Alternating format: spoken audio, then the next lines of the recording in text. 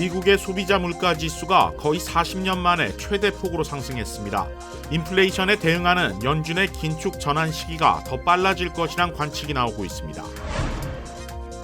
캘리포니아 주정부가 속도가 나지 않고 있는 어린이 백신 접종의 안전성을 부각시키며 접종 독려에 나섰습니다. 연방 대법원이 텍사스주 낙태 금지법의 효력을 유지하는 결정을 내렸습니다. 미국에서 가장 강력한 낙태 금지법을 사실상 인정한 것으로 해석되는 만큼 파장이 클 것으로 예상됩니다. 플로리다의 한 대학생이 캠퍼스에서 총기 난사를 할 계획이라고 알렸다가 경찰에 체포됐습니다. 여러분 안녕하십니까? KBS 아메리카 뉴스입니다. 미국의 지난달 소비자 물가가 39년 만에 최대 폭으로 상승했습니다. 노동부는 소비자 물가 지수가 지난해 11월보다 6.8%나 급등했다고 밝혔습니다. 첫 소식 김경일 기자의 보도입니다. 노동부는 지난달 소비자 물가 지수가 지난해 같은 달보다 6.8% 급등했다고 밝혔습니다. 이는 1982년 6월 이후 거의 40년 만에 최대폭 상승입니다. 지난 10월과 비교해서는 한 달 만에 무려 0.8% 오른 수치입니다. 물가 상승률은 6개월 연속 5%를 웃돌고 있습니다.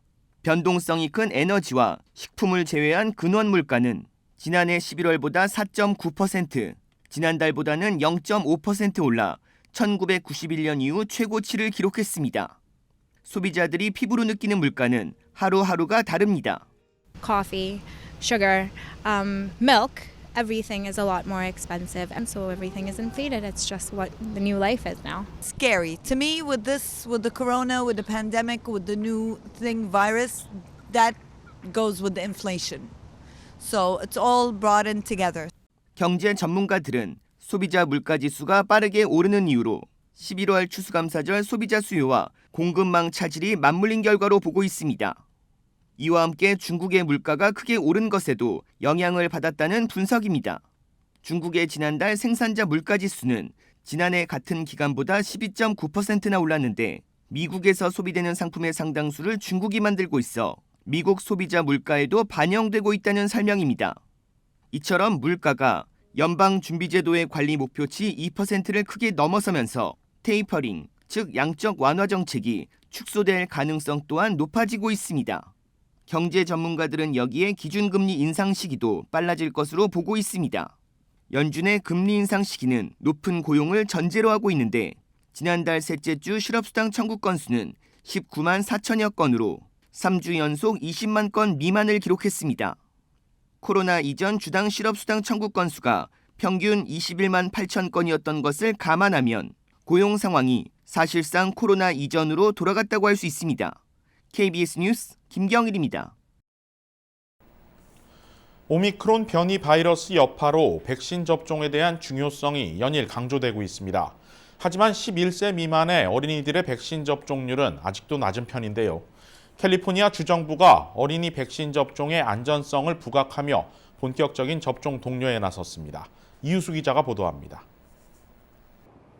캘리포니아 주정부가 어린이 백신 접종을 독려하고 있습니다. 오미크론 변이 바이러스 확산에 따른 것입니다. 문제는 백신 부작용에 대한 부모들의 우려가 높다는 데 있습니다.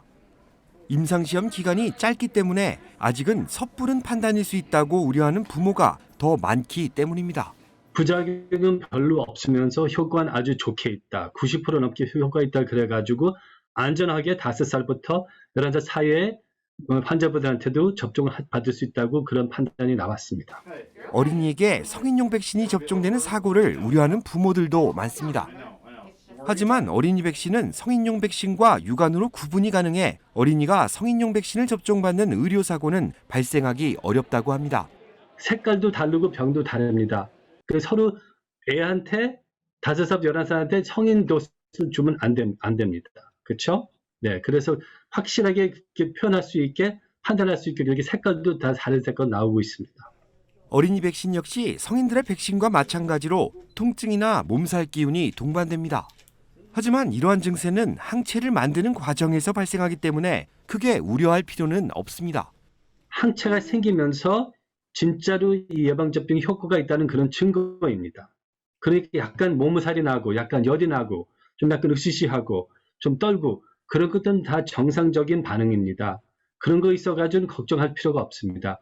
캘리포니아 주정부는 여러분의 행동이 생명을 살립니다라는 주제로 58개 카운티 전역에서 백신 접종 독려 캠페인을 펼치고 있습니다.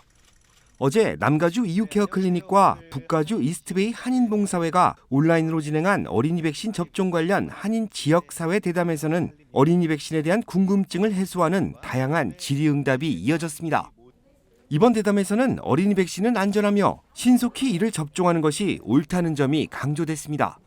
또한 소셜미디어 등 온라인 매체에 잘못된 정보들이 떠돌고 있는 경우가 많기 때문에 학부모들은 확인되지 않은 정보를 거르고 연방식품의약국과 질병통제예방센터의 공식 가이드라인을 신뢰해야 할 것이라는 지적도 나왔습니다.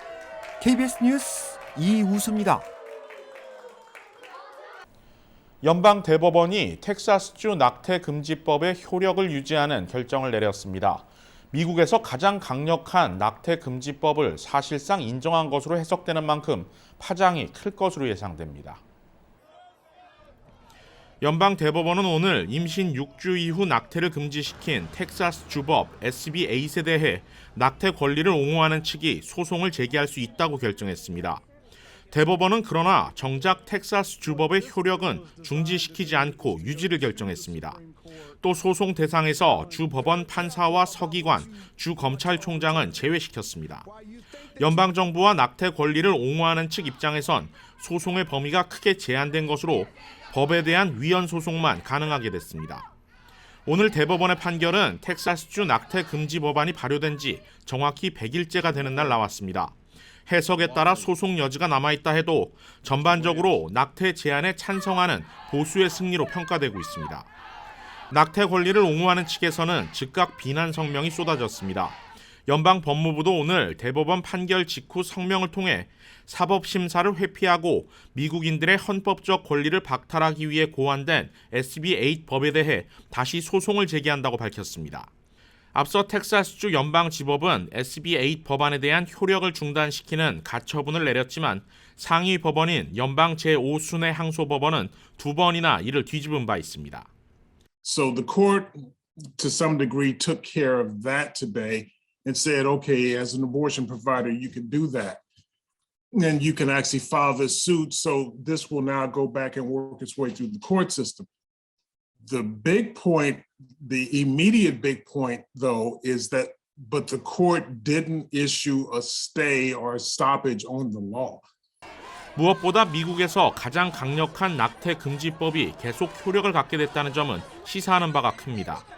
성폭행 등 여성이 원치 않는 임신이라 해도 태아의 심장 박동이 감지되는 시점인 임신 6주 이후 낙태를 금지하고 주민 누구나 낙태를 지원하는 사람을 상대로 소송을 제기할 수 있도록 한 내용인 만큼 보수 성향의 주들이 비슷한 관련 법안을 연이어 제정할 것으로 예상됩니다. 이번 판결 결과는 향후 대법원에서 예정돼 있는 또 다른 낙태 관련 소송 판결에도 영향을 미칠 가능성이 있습니다. 미시시피주가 제기한 위헌 소송은 현재 대법원에서 심리가 진행 중인데 여성의 낙태 권리를 보장한 1973년 대법원의 로 대 웨이드 판결을 정면으로 겨냥하고 있습니다. 플로리다의 한 대학생이 캠퍼스에 총기 난사를 할 계획이라고 알렸다가 경찰에 체포됐습니다. 멕시코에서는 중남미 이민자 100명이 넘게 탄 트럭이 전복돼 54명이 목숨을 잃었습니다. 이 밖에 사건 사고 소식 박시몬 기자가 정리했습니다. 플로리다의 한 항공대학교 학생이 겨울방학이 시작되기 전 마지막 날 캠퍼스에서 총기를 난사할 계획이라고 알렸다 경찰에 체포됐습니다. 총기 난사 예고를 접한 학교 학생들에게 제보를 받은 경찰은 지난 목요일 데이토나 비치에 있는 한 아파트를 급습해 엠브리 리들 항공대학교의 학생 존 해킨스를 체포했습니다. 경찰은 해킨스의 아파트에서 접이식 장총과 수백 발의 탄약을 발견했습니다. 하지만 해킨스는 협박에 대해서는 인정했지만 그저 장난일 뿐이라고 주장했습니다. 멕시코 남부 지역의 한 고속도로에서 미국으로 향하던 중남미 이민자들인 캐러밴 100명을 실은 트럭이 전복돼 54명이 목숨을 잃었습니다. 또 53명이 다쳤는데 중상자가 많아 사망자 수는 더 늘어날 것으로 보입니다. 이날 사고는 멕시코 남동부에 위치한 고속도로 커브길에서 발생했습니다. 트럭은 구부러진 도로에서 중심을 잃고 넘어지면서 철제로 된 육교에 부딪혔습니다. 지역 경찰은 트럭에 100명이 넘는 인원이 실려 있어 그 무게를 이기지 못하고 한쪽으로 쏠렸다고 전했습니다. 이후 트럭의 문이 열리면서 탑승자들이 밖으로 튀어나왔다고 덧붙였습니다. 트럭 운전사는 사고 직후 현장을 벗어나 도망간 것으로 알려졌습니다. 테슬라 전기 자동차에 탑재된 비디오 게임 기능이 주행 중에도 작동하는 것으로 확인되면서 교통당국이 조사에 착수했습니다. 도로교통안전국 NHTSA는 현행법상 자동차 안전에 지나친 위험을 초래하는 설계 결함을 가진 차량의 판매를 금지하고 있다면서 현재 이 문제와 관련해 테슬라 측과 논의하고 있다고 밝혔습니다. 앞서 이 같은 문제를 제기한 테슬라 고객 빈스 패트는 자동차에 있는 비디오 게임이 이전에는 주차 시에만 가능했으나 지난 여름 소프트웨어의 업데이트 이후 주행 중에도 게임 기능이 작동하는 것으로 확인됐다고 주장했습니다. 한편 테슬라 측은 오토 파일럿 기능이 있더라도 운전자는 언제나 움직임에 신경 쓰고 주의를 기울여야 한다고 강조했습니다. KBS 뉴스 박시몬입니다. 지난달 고등학교 농구 경기 도중 한인 여학생에게 주먹을 휘두른 영상이 공개돼 많은 사람들의 공분을 산 바 있죠. 여기에 더해 가해자 학생의 아버지가 NBA 선수였던 코리 벤자민으로 확인되면서 더 큰 분노를 일으켰는데요. 당시 가해자인 흑인 선수의 폭행을 부추긴 엄마가 검찰에 기소됐습니다. 당시 가해자인 흑인 선수의 폭행을 부추긴 엄마가 검찰에 기소됐습니다. 지난달 7일 열린 농구 경기 장면입니다. 경합 도중 두 선수가 엉켜서 넘어진 직후 관중석에서 한 여성이 외치는 소리가 들리고 고지역 흑인 여학생 선수가 주먹을 휘두릅니다. 오렌지 카운티 검찰은 어제 공개된 영상을 증거로 확보하고 폭행을 휘두른 학생의 어머니인 라티나 숀티 헌트를 딸에게 폭력을 부추긴 혐의로 기소했습니다. 기소된 헌트는 유죄가 인정되면 최고 1년형을 선고받을 수 있습니다. 한편 폭행을 당한 15살의 한인 여학생 로린 함량은 당시 뇌진탕 증세를 보일 정도로 상태가 심각했는데 다행히 회복해 지난주부터 농구팀에 복귀했습니다.